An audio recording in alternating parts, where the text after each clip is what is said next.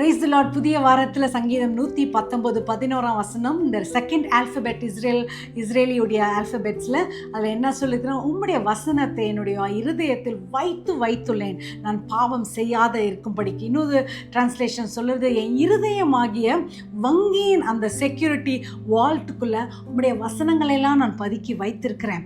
So என்றைக்குமே அந்த வால்ட்டில் bankrupt ஆகாதபடி நிறைய வைத்திருக்கேன் என்று சங்கீதக்காரன் சொல்லுகிறார். நம்ம வாழ்க்கையிலும் அவருடைய வசனத்தை அதிகமாக நம்ம இருதயத்தில் வைத்திருக்கும் போது அவருடைய வழி நடத்துதல், அவருடைய சமாதானம் நம்மை ஆட்கொள்ளும்.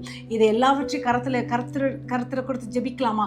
அன்பின் தகப்பனே, இந்த நாள் அது இல்லாமல் இந்த வாரமும் நீர் எங்களை ஆசீர்வதிக்கும்படியாக ஜெபிக்கிறோம்.